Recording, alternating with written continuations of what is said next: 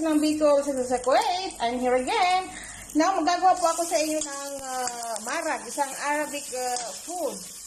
Kung tawagin po ito ay marag, okay? Ayan po, nag-isa na po ako ng bawang, sibuyas, kamatis. Okay?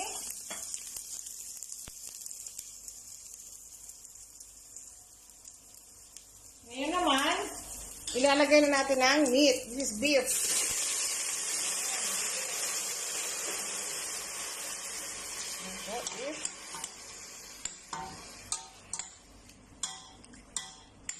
Beef.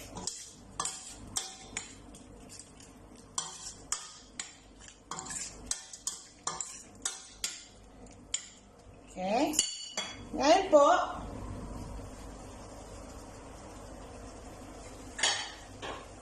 tatakpan ko po muna siya. Okay, lulutuin natin siya sa sarili niyang tubig ang beef. Okay po?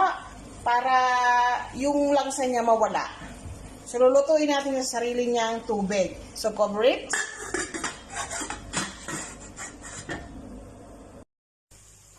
So, now guys, ayan na po siya. Oh, wala nang water.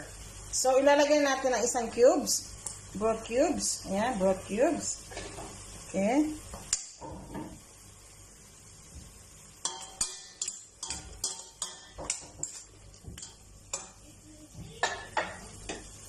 Then, the tomato paste.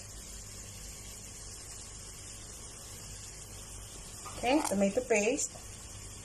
This is an Arabic food.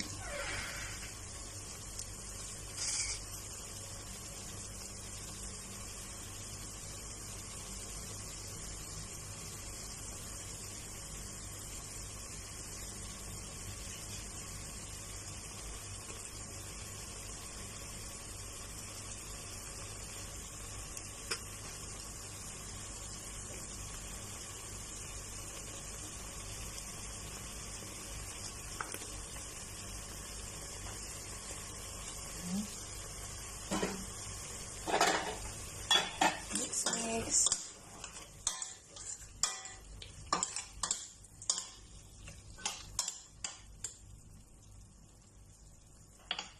Now po ilalagay ko na ang water. It depends on kung anong sa tubig. Kung marami, gusto niyo maraming sauce, dagdagan niyo pa ang tubig.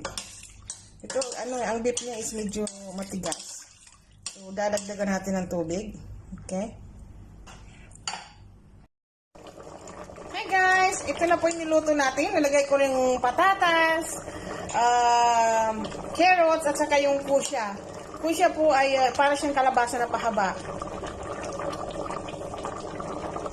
Okay? Okay, for 5 minutes, luto na po siya.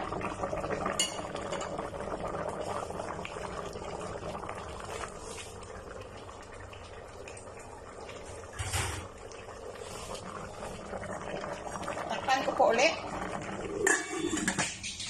Ito na po ang aking nilutong marag beef.